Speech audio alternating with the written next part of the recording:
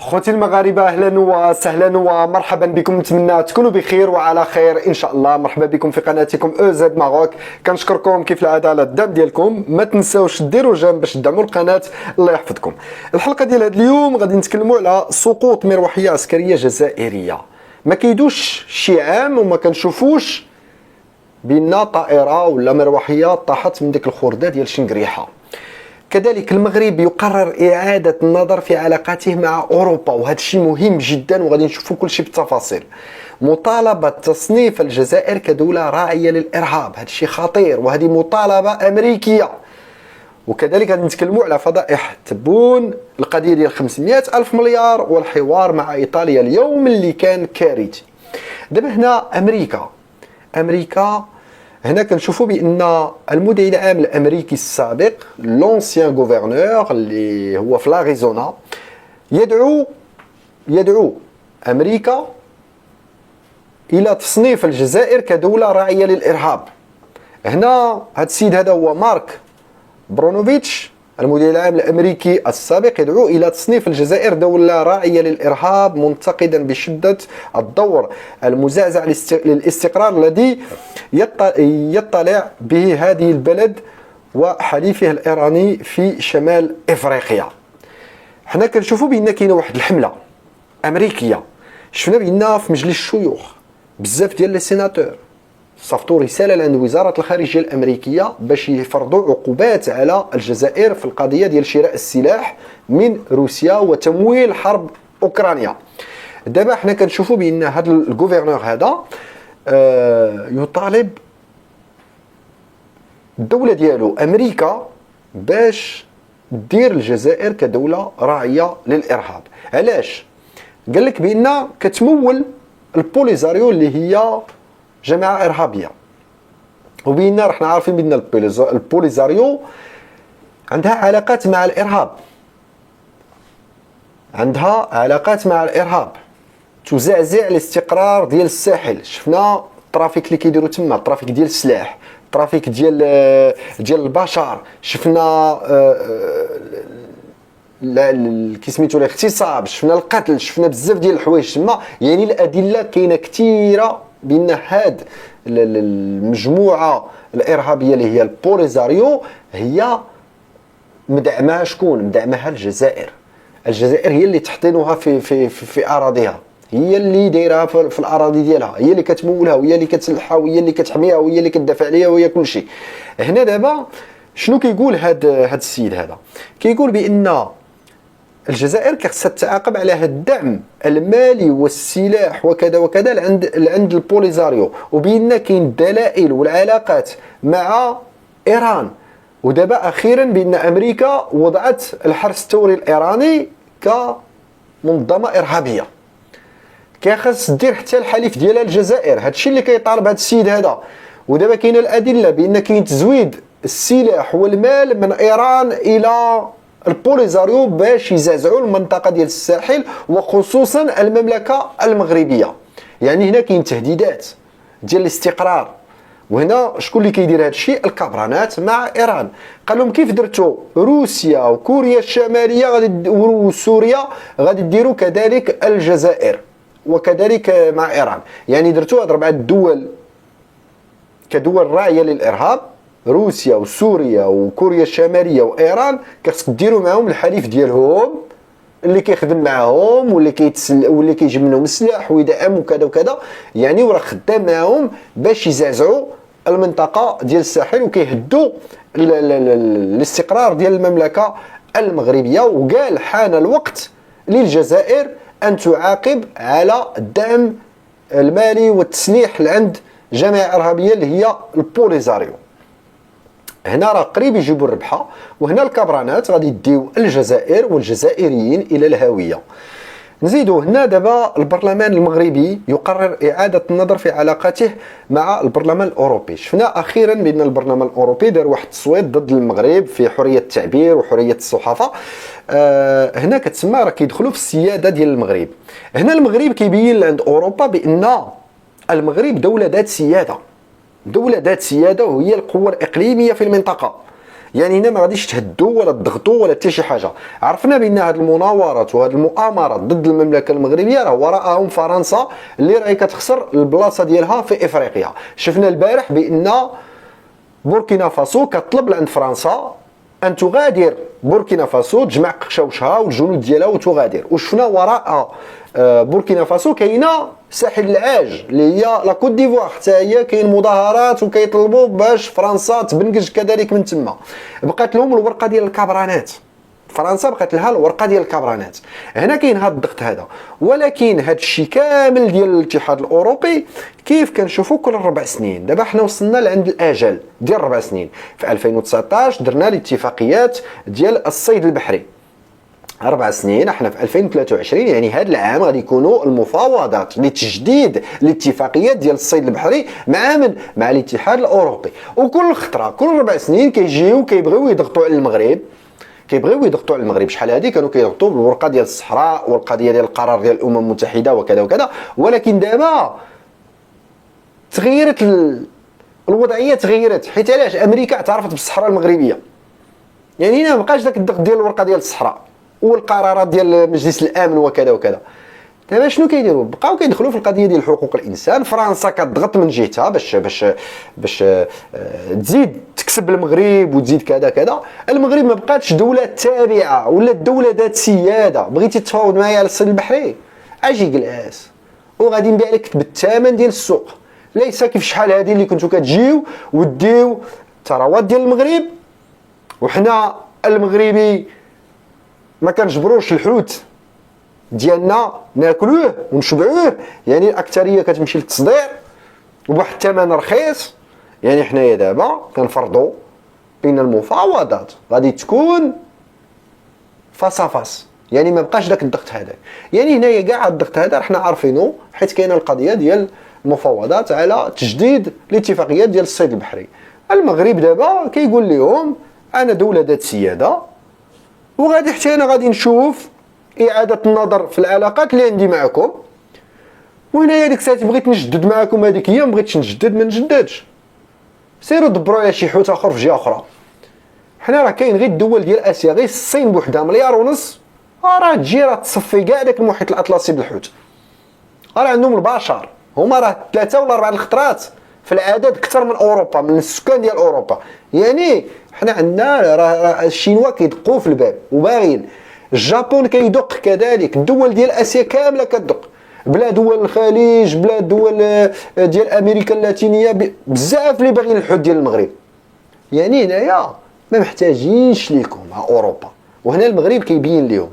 وهنا كنشوفوا الجواب ديال المغرب بان القصف قوي. سموه هنا مستشار ورئيس الحزب، ما عقلش الحزب ديالو، المهم مشى دقدق ليا اوروبا مزيان. سمعوا. اسمحوا لنا في الفريقين الاشتراكيين بمجلس النواب والمستشارين بأن نطلب منكم التحلي ببعض التواضع والتخلي عن موقع الأستاذ الذي تحبون القيام به وأنتم تقدمون الدروس للآخرين، وأن تعترفوا من ذواتكم أن مظهر الرشوة الذي ظهر في منظومتكم هو منتوج خاص بكم ودلالته. هنا ما يعطوناش الدرس. هو منتوج خاص بكم ودلالة فساد قيمي ومؤسساتي عندكم يجب معالجته من داخل منظومتكم، لا البحث عن طرق تصديرها للآخرين بتعال وتكبر.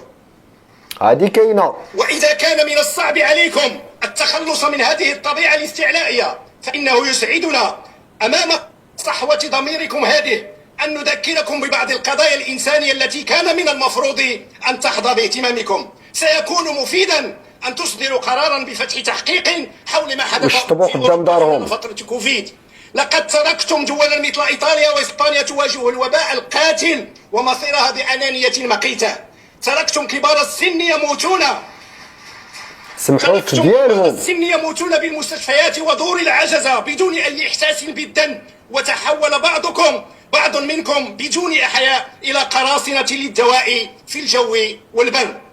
سيكون مفيدا أن تصدروا قرارا لحكوماتكم لإيقاف تصنيع الأسلحة وبيعها في العالم ل1 واحدة فقط، وتخصيص ميزانياتها لمحاربة الفقر ومواجهة الأوبئة والتغيرات المناخية. هذه الأسلحة التي تصوتون عليها بدم بارد هي التي تقتل الأطفال والنساء والشيوخ في كل بقاع العالم، وهي التي تخلق ملايين المهجرين واللاجئين.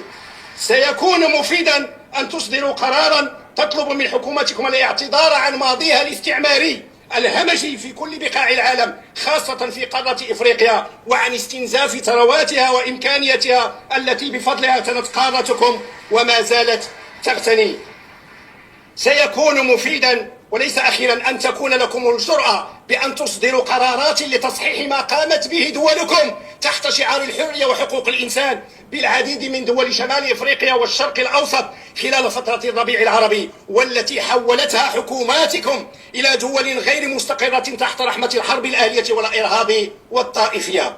السادة، حين نذكركم بهذا فلنقول لكم بأنكم بهذه الطريقة من التفكير والتعامل غير منسجمين مع أنفسكم، وأنكم غير مؤهلين أخلاقيا لإعطاء الدروس للآخرين عن الديمقراطية وحقوق الإنسان. شكرا. هنا عجبني فيهم مزيان. يعني هنايا كتسمى الرد ديال المغرب ما تعطيوناش الدروس، شطبوا قدام باب داركم في القضيه ديال حقوق الانسان وكذا وكذا، وعاد جيو تكلموا علينا. يعني هنا حنا عارفين بان راه كاينه مؤامره ديال الضغط، حيت باغيين علاش؟ باغيين الثروات ديال المغرب، باغيين نبقاو حنا المغرب كدوله تابعه، وحنا كنقولوا لعند فرنسا ولا عند اوروبا صافي حان هذاك الوقت ديال الاستعمار وديال الحمايه وديال كذا كذا، حيت حنا ما استعمرناش، حنا كنا تحت الحمايه، حنا حان الوقت ديال الحمايه، حنا ما بقاش داك الوقت هذاك. ولا كتحسبونا كدوله ضعيفه ولا دوله اللي غادي نبقاو تابعه، المغرب اليوم ليس مغرب الامس، ومغرب اليوم مغرب ذات سياده، والمغرب اليوم قوه اقليميه في منطقته، يعني يفرض الثمن ديالو في الثروات ديالو، بغيتو ولا كرهتو.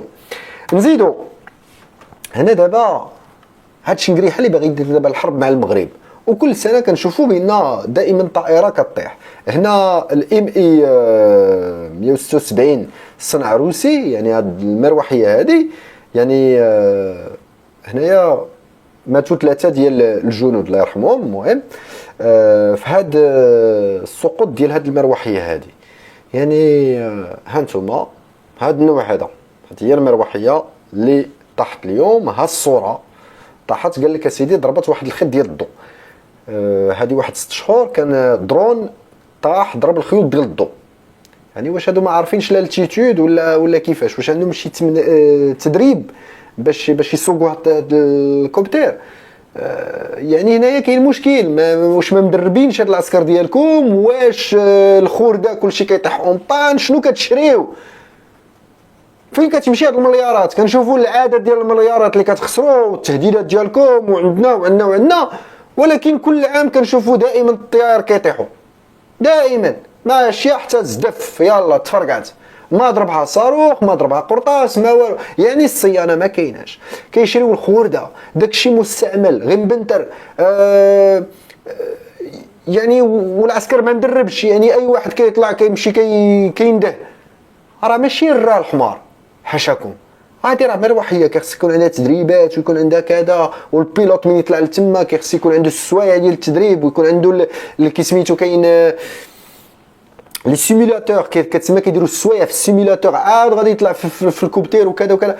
يعني نتوما كتعطيو هذاك الشيء سير المروحه ما كاينه لا صيانه لا والو، لا كانت شي بياسه ضايعه فيها ولا الزيت فايض ولا شي حاجه، كيديماري كيمشي حتى كيتفرقع، ما عندوش لالتيتود ولا داك الشيء ما خدامش، داك الرادارات، حيت راه كانوا شراو واحد الطائرات بدون رادار، يعني ما كيعرفش حتى العلو ولا شي حاجه. يعني هذا الشيء خطير جدا، وعاد باغي دير الحرب مع المغرب. واه بسم الله مرحبا مرحبا. نتوما واقيلا غير داك الشيء غادي يطير قبل ما يوصل للحدود، كلشي غادي يتفرقع في السماء، كلشي غادي يطيح، حنا نبقاو كنستناو. حنا راه غادي يكعاو الجنود ديالنا الا كانوا موجدين الطنوقه والصواريخ وداك الشيء، يقول لك كاع ما تيري تا صاحبي وحتى حاجه ما جات. يعني هذه يقول لك مخرجيننا ومعيطيننا دايرين لنا الرابيل وهذا ومشرجين الصاك والكالاش والصواريخ وكذا وماشيين وحنا موجدين وكل شيء طاح قبل ما نتيريو صاحبي. فضيحه. هذا بحال شي واحد كيمشي يصيد ولكن ما كيجبر حتى شي طير، ما كيبغينيش حتى كل شيء مات، ما كايناش. هذا الشيء هذا الشيء لا يعقل. هانتوما الفيديو ديال الكارثه، ومعايا انا فين طاحت جات واحد الكوبتير اخرى باش زعما دير الاسعاف، ولكن الناس هذوك توفاو حد داك المروحيه من طاحت تفرقعت، يعني ما بقى فيها ما يتشاف. يعني هادشي كارثي، وهادشي نقريحه قال لك باغي يدير الحرب مع المغرب. المهم بلا ما نطول في هذا الفيديو هذه، انتم شفتوا الكارثه، شفتوا النوع ديال السلاح الجزائري، القوه الضاربه اللي غتدخل على المغرب. والصومال عندهم الكوبتير ديالهم احسن منكم وعند الصيانه وكذا. ما عمري سمعت في الصومال بان شي مروحيه ديالهم طاحت، وراه تما غير داك الشباب وداك التخربيق وحرب اهليه وكذا، المروحيات ديالهم كيطيروا. ما فضيحه، كل عام كنسمعوا الطائره هذا طاك الكوبتير كذا درون كلشي كيطيح، وعاد نتوما باغيين كذا. وداك كي السفينه ديالكم مشات دير المناورات مع فرنسا، قالك جابوا سفينه حربيه بغاو يضربوا منها الصواريخ، قالك الصواريخ ما بغاوش ينوضوا، يعني ما كاينه لا صيانه لا والو، جابوهم ما عارفينش يخدموهم وداك الشيء اون بان وجديده. قالك عاد شراوها. نزيدو هنايا دابا هاد الفضيحه ديال الرئيس بوخلونه الكذاب. قال لك اسيدي اكتشاف عن عائله وحده كانت تملك 500 ألف مليار سنتيم جزائري. واو، هنا هادشي خطير. انا بغيت نجاوب وانا عندي الجواب ديالي، ولكن دابا شوفوا الجواب ديال الجزيره بعدا فضحاتهم مزيان، سمعوا مزيان وغادي نديروا التعليق عليه. الرئيس عبد المجيد تبون كان قد وجه نداء اخيرا للفاسدين من اجل رد الاموال المنهوبه من الدوله، واعلن عن اكتشاف مبلغ مهول لدى عائله واحده من الفاسدين. لقد اكتشف الشعب الجزائري مؤخرا ارقاما مهوله من الاموال التي نهبت لعائله واحده عندها 500 ألف مليار. تصوروا يعني الباقي. كيف يمكن الاحتفاظ؟ دابا 500 ألف مليار، يعني هنايا الجزائريين لو كان توزع عليهم هادو من شديتو راه كلشي غادي يولي عنده الفلوس، يوليو مليونير عندهم، كلشي يولي مليونير. يعني هنايا هادشي، ها الكذبه بعدا بدات هنايا، بعد هذاك المبلغ راه خيالي بزاف. نزيدو ب 36 مليار دولار. المليون دولار هذا هو المليون دولار. لنفرض انها 100 مليون دولار، هذا هو حجمها. كبيرة، تحتاج لحاوية شحن بحري على سفينة كي تنقل. أما بالنسبة للمليار هي 1000 مليون. هذا هو 1000 مليون. لا يكفيها هذا الاستوديو، كبيرة جدا. كيف إذا كان معك 36 مليار دولار؟ كبيرة اختفيت أنا هنا، لا يمكن عدها، لذلك يصعب تصديق أن هذا المبلغ كاش.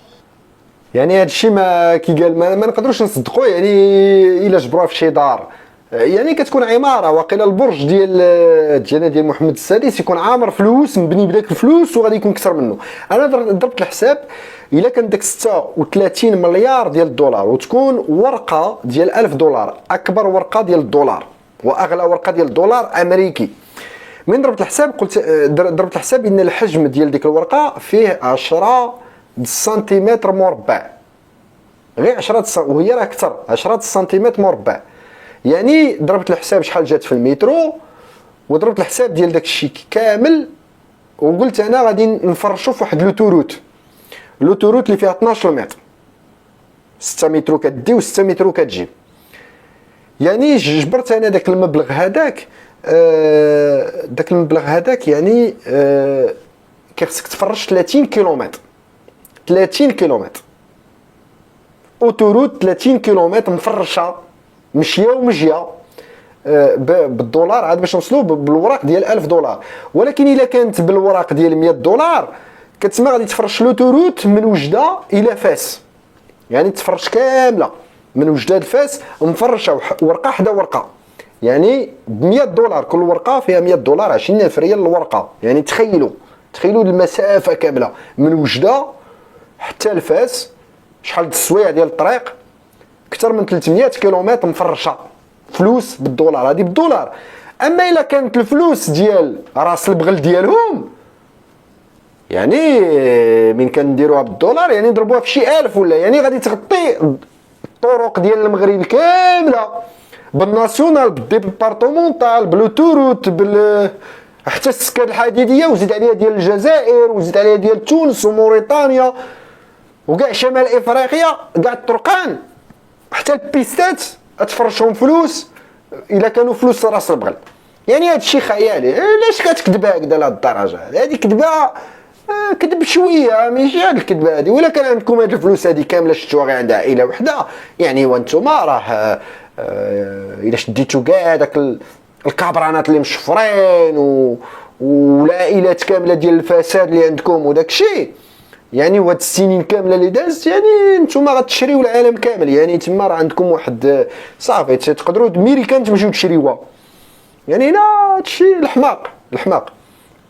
نزيدوا بينا الحوار مع ايطاليا اليوم كان كارثي. هنا غادي تسمعوا الفيديو، غادي شوفوا معايا واش غادي تلاحظوا واحد الحاجه. هنا غادي بزاف الناس اللي غادي يشوفوا الفيديو غادي يقولوا هادشي نورمال، ولكن ملي غادي نقول لكم شنو وقع هنا عاد تقولوا واه كاينه. سمعوا مزيان. الاتفاقيات الموجودة بيننا وبين الدولة الصديقة إيطاليا لها اليوم الذكرى العشرين منذ إمضاء اتفاقيات شراكة وحسن جوار وتفاهم في كل القطاعات. بالنسبة للأصدقاء في إيطاليا طبعا يعني اللي يهمهم كثير هو الطاقة، الغاز بالأخص. احنا الممول الأساسي ومن خلال إيطاليا نتمنى باش مع أصدقاء الإيطاليين في مرحلة أخرى هو جعل من إيطاليا محطة لتوزيع طاقة في أوروبا، سواء الكهرباء أو الغاز. ولما نقول الغاز ماهوش إلا الغاز